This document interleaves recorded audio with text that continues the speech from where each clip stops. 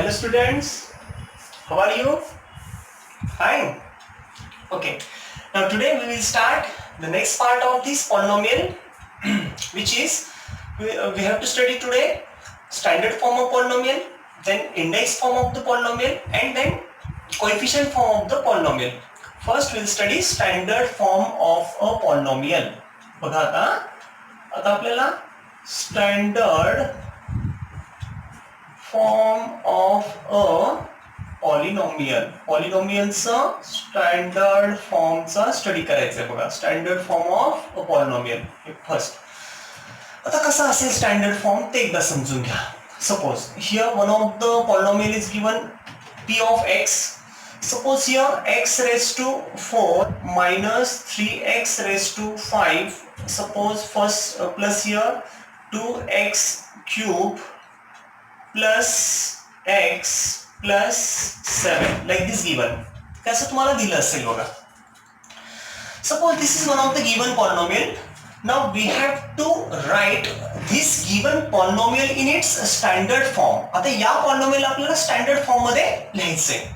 कसं लिहिता येईल बघा बरं. आता स्टँडर्ड फॉर्म म्हणजे नेमकं काय, तर दिलेल्या पॉलिनॉमियलचे जे काही व्हेरिएबल्स आहेत बघा आणि त्याचे जे पॉवर्स आहेत, हे पॉवर डोक्यावर असतात ते पॉवर 4 5 3 एक्स रेस टू इथं काही नाही म्हणजे 1 आणि ते एक्स रेस टू 0 ह्यांना डिसेंडिंग ऑर्डर मध्ये लिहायचं. कळतंय? म्हणजे आता बघा स्टँडर्ड फॉर्म. आता ही लिहिली पॉलिनॉमियल, मी त्याचं लिहिणार इथे स्टँडर्ड फॉर्म. आता स्टँडर्ड फॉर्म काय बघा बरं. तर आता इथे मी p of x is equals to, आता स्टँडर्ड फॉर्म मध्ये सगळ्यात पहिलं बघा, सगळ्यात मोठा कोण आहे 5, त्यानंतर 4, त्यानंतर 3, त्यानंतर 1 2 नाहीये, x रेस टू 2 नाही बघा, x स्क्वेअर कुठेच नाही, मग नंतर x रेस टू 1 आणि इथे x रेस टू 0 आला म्हणजे कॉन्स्टंट टर्म. ओके. मग बघा आता इथे p ऑफ x मध्ये मी लिहिलंय -3 x रेस टू 5 हे पहिलं लिहिलं, दुसरं हे घ्या प्लस x रेस टू 4 हे दुसरं आलं, तिसरं हे 5 नंतर 4 नंतर 3 आलं प्लस 2x क्यूब हे तिसरं आलं, चौथ्यामध्ये आता x स्क्वेअर पाहिजे आपल्याला, x raise to 5 x raise to 4 x raise to 3 x raise to 2 पण तो ऍबसेंट आहे, मग x रेस टू 1 आला तो घेऊन टाका x रेस टू 1. इथं काहीच नाही लिहिलं तरी चालतं, तुम्हाला कळलं पाहिजे काहीच नाही म्हणजे 1 आणि ते plus 7 into x raise to 0 म्हणजे 7 plus 7. This is called standard form of the given polynomial. या दिलेल्या पॉलिनॉमियलचा तो काय स्टँडर्ड फॉर्म. स्टँडर्ड फॉर्म कसा लिहिला, by the descending order of their variables. म्हणजे त्याचे जे व्हेरिएबल आहे, पॉवर्स ऑफ द व्हेरिएबल, हे जे व्हेरिएबल आहे त्याचे जे पॉवर्स आहेत त्या पॉवरची डिसेंडिंग ऑर्डर आपण इथे घेतली आणि त्यानुसार ही लिहिली. कळलं स्टँडर्ड फॉर्म. मग आता इथे जसं तुम्हाला हे स्टँडर्ड फॉर्म ह्याचं कळलं, त्याच फॉर्म मध्ये आपल्याला हा क्वेश्चन बघायचा आहे. आता बघा स्टँडर्ड फॉर्म तुम्हाला कळलं, descending power, descending powers of variables. तसं आता इथे मला कोण सांगतं बघा बरं, तुम्हाला हे स्वतः तुम्ही सोडून बघायला पाहिजे. आता बघा x m रेस टू 3, मग m रेस टू 3 इथं m रेस टू काही नाही, m रेस टू 0, 3 म्हणजे हा constant polynomial m raise to 0 असतो आणि इथे प्लस 5 m रेस टू 1 म्हणजे बघा पहिला काय येईल, मग इथे म्हणायचं स्टँडर्ड फॉर्म. बघा काय स्टँडर्ड फॉर्म, m क्यूब सगळ्यात पहिला सगळ्यात मोठा जो पॉवर तो लिहिला, त्यानंतर m रेस टू 3 नंतर m रेस टू 1 म्हणजे 5m प्लस 5m आणि त्यानंतर उरलेला हा प्लस 3 बघा बरं, m raise to 3 m raise to 1 m raise to 0 3 1 0 म्हणजे ही descending order of the powers of variable m च्या पॉवरचा डिसेंडिंग ऑर्डर उतरता क्रम, that is standard form. Now the second. आता सेकंड बघू बरं किती जणांना कळतं स्टँडर्ड फॉर्म. बघा स्टँडर्ड फॉर्म हे लिहिलंय मी इथे. आता बघा सगळ्यात मोठा कोण आहे ह्याच्यामध्ये, बघा ना y रेस टू 5 हा सगळ्यात मोठा पॉवर असलेला ही टर्म. दुसरी टर्म कोणती 2y रेस टू 4 दुसरं, नंतर तिसरी कोणती 3y क्यूब ही तिसरी बघा, y raise to 5 y raise to 4 y raise to 3 5 4 3, त्यानंतर y स्क्वेअर हा 4 नंबरला, नंतर 7y 5 नंबरला आणि लास्टला -1/2. येते लक्षात. मग चला तर आपण लिहूया इथे. पहिलं काय येईल y रेस टू 5 पहिलं, दुसरं काय येईल प्लस 2y रेस टू 4 बघा 5 नंतर 4, आता 3 वाला आहे का, आहे ना, प्लस 3y क्यूब हा झाला तिसरा. आता चौथा कोणता येईल वाय स्क्वेअर, वाय क्यूब नंतर वाय स्क्वेअर. वाय स्क्वेअर हा मायनस, हे साईन विसरतात मुलं लिहायला, हे विसरायचं नाही. मायनस वाय स्क्वेअर हे आलं. त्याच्यानंतर वाय वाला हा काय -7y, -7y हे आलं -7y. आणि लास्टला काय उरलं -1/2, -1/2 हे आलं लास्ट. मग ह्या y⁵, 4, 3, 2, 1 आणि y⁵0 हा झाला descending order of the variables. आणि त्यानुसार आपण ते लिहिलं, that is the standard form of the polynomial. Okay, आता स्टँडर्ड फॉर्म तुम्हाला सगळ्यांना कळलं असेल. After that we will see here the next is index form of polynomial. Index form of a polynomial. पॉलिनॉमियलचा इंडेक्स फॉर्म. बघा बरं, आता index form किती जणांना कळतं. आता सपोज मी हीच पॉलिनॉमियल खाली घेतो. ओके, म्हणजे तुम्हाला कळायला आणखी सोपं जाईल. कुठलाही घेतलं तरी चालेल ना, मी फक्त तुम्हाला कळण्यासाठी ह्याला लिहितोय ते. x⁴ - 3x⁵ plus 2x³ plus x plus 7 असं लिहिलंय. आता इंडेक्स फॉर्म काय असतो बघा. इंडेक्स फॉर्म मध्ये इथे सुद्धा त्या व्हेरिएबल्सचे जे पॉवर्स आहेत त्याच्या डिसेंडिंग म्हणजे त्याच्या उतरत्या क्रमानेच लिहितो आपण, बाय द डिसेंडिंग ऑर्डर. फक्त एकच बदल आहे त्यामध्ये. काय तर तो बदल असा आहे, जी टर्म इथे ऍबसेंट आहे, the term which is absent, that term is taken as with 0 coefficient. म्हणजे आता इथे बघा काय करायचं. x⁵ आला बरोबर, 5 नंतर 4 आला, x⁴, x⁵3, x⁵2. हा, इथे x⁵2 ऍबसेंट आहे म्हणजे x². तो जो ऍबसेंट त्याच्या जागेवर काय घ्यायचं 0x². 0x² म्हणजे काहीच नाही, पण लिहिताना आपल्याला त्याची उपस्थिती 0 ने दाखवायची. येते का लक्षात. मग बघा आता इथे इंडेक्स फॉर्म. आता इंडेक्स फॉर्म कसा येईल बघा बरं.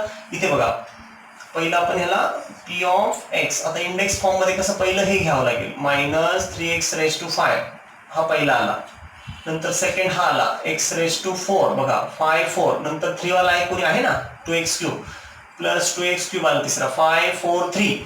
आता 2 वाला घ्यायचा, पण 2 वाला आहे का ह्याच्यामध्ये 2x⁵2 मध्ये कोणीच नाहीये. म्हणजे कोणीच नाही म्हणजे ते 0x² म्हणजे 0च असतो तो. काहीच नाही लिहिणं म्हणजे काही न लिहिण्यापेक्षा 0 टाइम्स लिहायचं म्हणजेच ते आपली इंडेक्स फॉर्म बनतो. बघा x⁵, x⁴, x⁵3, x⁵2. आता x⁵1 आहे ना तो प्लस x आणि लास्टला 7 × x⁵0. म्हणजे बघा 5 4 3 2 1 आणि x⁵0 झालं. हा डिसेंडिंग ऑर्डर पण झाला.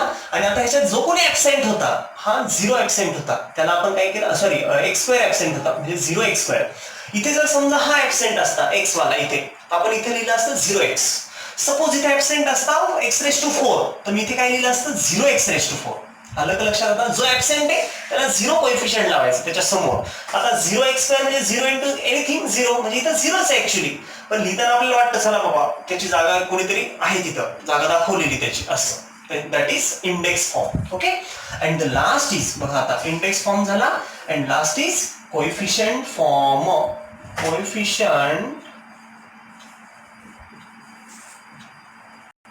Coefficient form of the polynomial. आता हे कोएफिशियंट फॉर्म कसं लिहितात रे बाळांनो. बघा बरं कोएफिशियंट फॉर्म. आता कोएफिशियंट फॉर्म मध्ये आपल्याला काय करायचं ते एकदा समजून घ्या. येते लक्षात कोएफिशियंट फॉर्म कसा लिहायचा. बघा, while writing coefficient form we write here the given polynomial first in index form. म्हणजे दिलेली जी कोणती पॉलिनॉमियल असेल तिला पहिलं कशात लिहायचं, इंडेक्स फॉर्म मध्ये लिहायचं. आणि नंतर मग त्याचे अशा राऊंड ब्रॅकेट मध्ये त्याचे सगळे कोएफिशियंट लिहून टाकायचे, मध्ये कॉमा द्यायचा. खूप सिंपल आहे. इथे दाखवत तुम्हाला ह्याचं कोएफिशियंट फॉर्म सांगू आपण. बघा आता त्यांनी जर म्हटलं ह्या दिलेल्या पॉलिनॉमियलचं कोएफिशियंट फॉर्म सांगा, तर आपण काय करणार, सुरुवातीला तिला कोणत्या फॉर्म मध्ये लिहायचं, करेक्ट, इंडेक्स फॉर्म. मग इंडेक्स फॉर्म कोणता घ्यायचा, बघा इथे लिहिला इंडेक्स फॉर्म. इंडेक्स फॉर्म म्हणजे ऍक्च्युली काय, पहिलं डिसेंडिंग ऑर्डर आणि जो ऍबसेंट आहे त्याच्या जागेवर 0 टाइम्स तो लिहायचा. आता इथे इंडेक्स फॉर्म तर लिहून झालं ह्या पॉलिनॉमियलचा इंडेक्स फॉर्म. आता पुढे काय करायचं आपल्याला, इंडेक्स फॉर्म तर लिहिला, पुढे काय करता येईल बघा ना. पुढे आपल्याला इथे इंडेक्स फॉर्म मध्ये लिहिल्यानंतर आपल्याला कशात लिहायचे, कोएफिशियंट फॉर्म. मग कोएफिशियंट फॉर्म मध्ये पहिलं इंडेक्स फॉर्म दिला, आता त्यातले कोएफिशियंट उचला. चला हा -3 उचला, इथे असा राऊंड ब्रॅकेट घ्यायचा. -3 पहिला झाला, x⁵ वाल्याचा झाला, दुसरा, तिसरा, चौथा, पाचवा, सहावा. मग ह्याचा x⁵ कोएफिशियंट -3. x⁴ च्या समोर काहीच नाही, 1 चा कोएफिशियंट 1.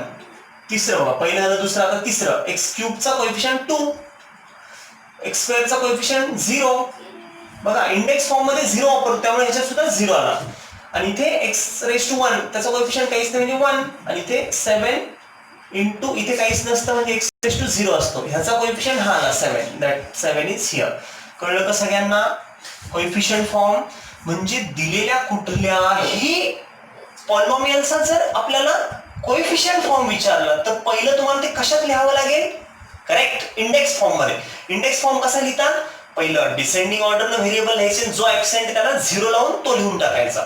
आणि मग प्रत्येकाच्या समोरची कोएफिशियंट एका राऊंड ब्रॅकेट मध्ये पहिल्याचा, दुसऱ्याचा, तिसऱ्याचा असे कोएफिशियंट घ्यायचे, मध्ये कॉमा द्यायचं, संपलं. That is coefficient form. आता इथे तुम्हाला कोएफिशियंट फॉर्म्स लिहायचे बघा. पहिलं आता बघू बरं किती जणांना जमतंय हे. बघा फर्स्ट x⁻³ - 2. आता ऍक्च्युली ही x⁻³ - 2 जे आहे त्याला कसं लिहावं लागेल आपल्याला बघा बरं. x⁻³ - 2 कसं लिहिता येईल ह्याला? x⁻³ - 2 ऍक्च्युली इथे ह्याला इंडेक्स फॉर्म मध्ये, मग कसं येईल ते बघा. p ऑफ x आता x⁻³ झाला. दुसरा काही करेक्ट x², पण x² आहे ह्याच्यामध्ये नाही, मग इथे सरळ घेऊन टाका +0x². आणखी आता x⁻³ x⁻², x⁻1, x⁻1 पण नाही इथे म्हणजे x पण नाहीये. x नाहीये म्हणजे काय घ्यायचं? 0x. करेक्ट. आणि लास्टला कोण उरलं? x⁻1 नंतर x⁻0 म्हणजेच त्याचा हा कॉन्स्टंट तो आहे -2. शेवटी -2. बघा बरं कळतंय तुम्हाला? x⁻³ x⁻2 x⁻1 आणि x⁻0 काहीच नाही म्हणजे इथं काय असतो? x⁻0 असतो. ज्यांना हे माहित नाही 0 कसं आलं त्यांनी पहिला आणि दुसरा व्हिडिओ पहिला बघा, नंतर तुम्हाला ह्याची लिंक लागेल. ओके. आता बघा मग p ऑफ x पूर्ण लिहिला, हा झाला index form of this given polynomial. या दिलेल्या पॉलिनॉमियलचा index form, that is this one. Now we have to write here coefficient form. What is coefficient form? See coefficient form काय आहे आता तो बघा. आता कोएफिशिएंट फॉर्म साठी आपलं काय ठरलंय? पहिला राऊंड ब्रॅकेट घ्यायचा, इथे बघा 1 पहिल्याचा कोएफिशिएंट, ह्याचा कोएफिशिएंट 0, तिसऱ्याचा 0 बघा 0 0, पहिल्याचा 1 ह्याचा 0 0 आणि ह्याचा -2 मध्ये फक्त हे कॉमा द्यायला विसरू नका. Okay. This is coefficient form of this given polynomial. ह्या दिलेल्या पॉलिनॉमियलचा हा कोएफिशिएंट फॉर्म. हिचाच हा इंडेक्स फॉर्म आणि नंतर हिचाच हा coefficient form. Okay.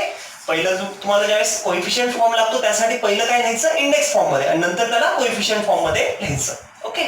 Now see the next. आता सेकंड. आता तुम्हाला हे फक्त परत एकदा मी एक अर्ध्या मिनिटात एक्सप्लेन करतो कसं आहे बघा. Standard form. स्टँडर्ड फॉर्म मध्ये काय, जे काही व्हेरिएबल्स आहेत त्या व्हेरिएबलची डिसेंडिंग ऑर्डर लिहायची. त्याच्यामध्ये काही 0 वगैरे टाकायची गरज नाही, फक्त डिसेंडिंग ऑर्डर, व्हेरिएबलच्या पॉवरची डिसेंडिंग ऑर्डर. ते झालं स्टँडर्ड फॉर्म. दुसरा आहे इंडेक्स फॉर्म. इंडेक्स फॉर्म मध्ये काय, जो कोणी त्याला डिसेंडिंग ऑर्डरनेच लिहायचं, पण जो कोणी ऍबसेंट असतो तिथं काय टाकायचं? 0 टाइम्स. म्हणजे x² ऍबसेंट असेल तर 0x², नुसता x ऍबसेंट असेल तर 0x, कॉन्स्टंट टर्म ऍबसेंट असेल तर +0 असं. ओके. आणि तिसरं आहे कोएफिशिएंट फॉर्म. कोएफिशिएंट फॉर्म साठी काय, पहिलं ते स्टँडर्ड फॉर्म मध्ये लिहावं लागेल. स्टँडर्ड फॉर्म मध्ये जे लिहिलं त्या प्रत्येकाचं काय करायचं? कोएफिशिएंट घ्यायचा आणि राऊंड ब्रॅकेट मध्ये ते प्रत्येक कोएफिशिएंट मध्ये कॉमा टाकायचा. ओके. तर हे कळलं सगळ्यांना? Now see here the next part. आता ह्याचा पुढचा क्वेश्चन घ्यायचा आपल्याला. हा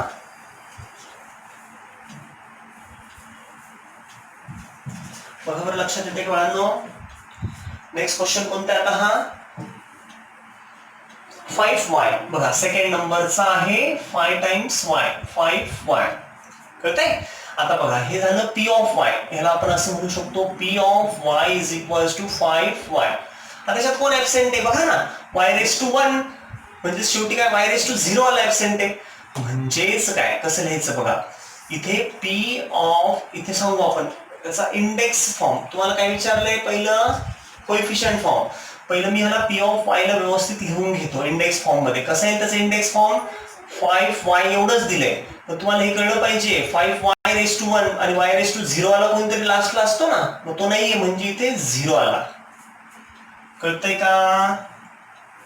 सगळ्यात पहिलं काय असतं बघा, असं जर लिहिलं आपण y² + y आणि प्लस काहीच नाही म्हणजे इथं काहीतरी कॉन्स्टंट येतं ना, 7 8 असं काहीतरी येतं ना. पहिलं y² y⁻1 आणि y⁻0. तसं इथे 5y म्हणजे ही इथून दिले इथपर्यंत, मग इकडे कोणीच नाही म्हणजे इथं काहीतरी नाही म्हणजे 0. हा 0 इथे लिहिला, येते का लक्षात? 5y दिला म्हणजे त्याच्या पुढची टर्म जी आहे ती ऍबसेंट म्हणजे ती 0. आता बघा मला सांगा कोएफिशियंट फॉर्म कसं लिहिणार? कोएफिशियंट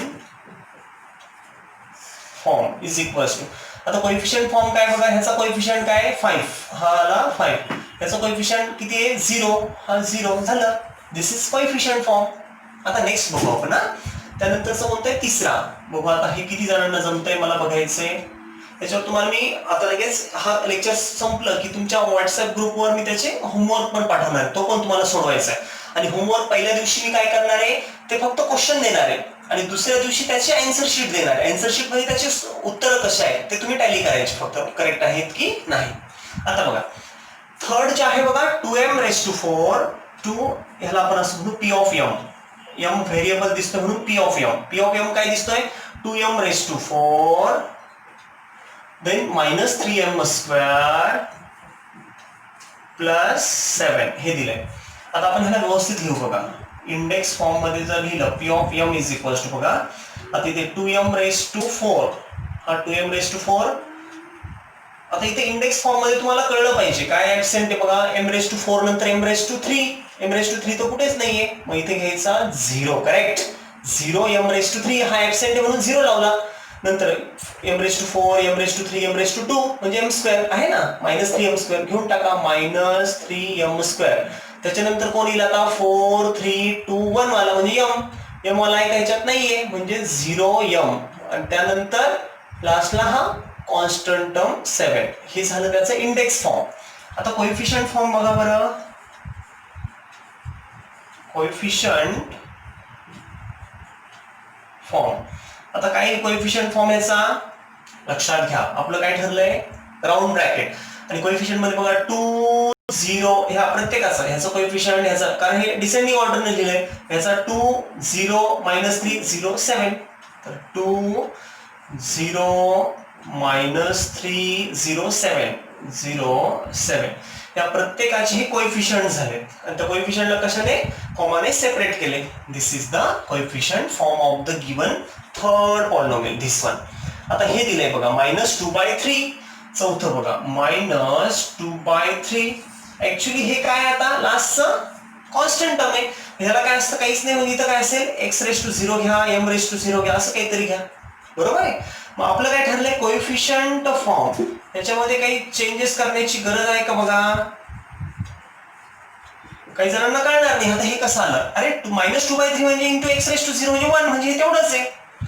ह्याच्या नंतर कोणी असतं का, कोणीच नाही, हा लास्ट आहे ना. कुठल्याही पॉलिनोमियलच्या शेवटी हा कॉन्स्टंट आहे, तसा हा कॉन्स्टंट आहे शेवटचा, त्याच्या पलीकडे कोणीच नाहीये म्हणजे एवढंच आहे. म्हणजे याचा कोएफिशियंट फॉर्म काय येईल मग -2/3 तो एकटाच येईल, बाकी कोणीच नाही. हे झालं त्याचा कोएफिशियंट फॉर्म. कळलं बाळांनो. आता पटपट कॉपी करून घ्या, त्यानंतरच आपल्याला नेक्स्ट क्वेश्चन बघायचं आहे. आता लगेच पटपट कॉपी करा. Now see here students, the next question is write the polynomials in index form. बघा बरं बाळांनो, आता write the polynomial in index form. आता ह्या पॉलिनोमियलला इंडेक्स फॉर्म मध्ये लिहायचं. तर तुम्हाला हे कळण्यासाठी तुम्हाला अगोदर एक मला फॉर्म्युला सांगायचा आहे. How to find the degree of polynomial, त्याची डिग्री कशी बघा. तर इथे आपला एक फॉर्म्युला तुम्हाला लक्षात ठेवायचा आहे. Degree of polynomial, degree of polynomial is equals to, बघा बरं डिग्री ऑफ पॉलिनोमियल काय असेल, कसं लिहायचं. Degree of polynomial is equals to, आता डिग्री ऑफ पॉलिनोमियल काय, तर number of terms in index form of polynomial, number of terms in index form of polynomial -1. म्हणजे जेवढ्या टर्म असतील त्यातनं एक मायनस करायचं म्हणजे त्याची डिग्री येणार.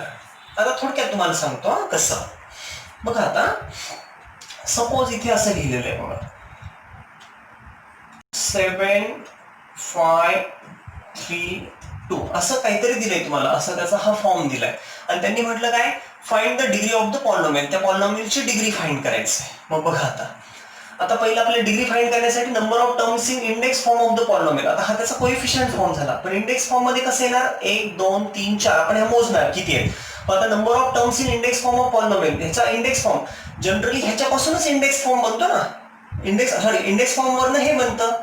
थोडक्यात त्यात बाकीचं विसरून जा, फक्त नंबर ऑफ टर्म्स किती ते बघा. इथे किती दिसत आहे नंबर ऑफ टर्म्स 1 2 3 4, किती टर्म्स आहेत 4.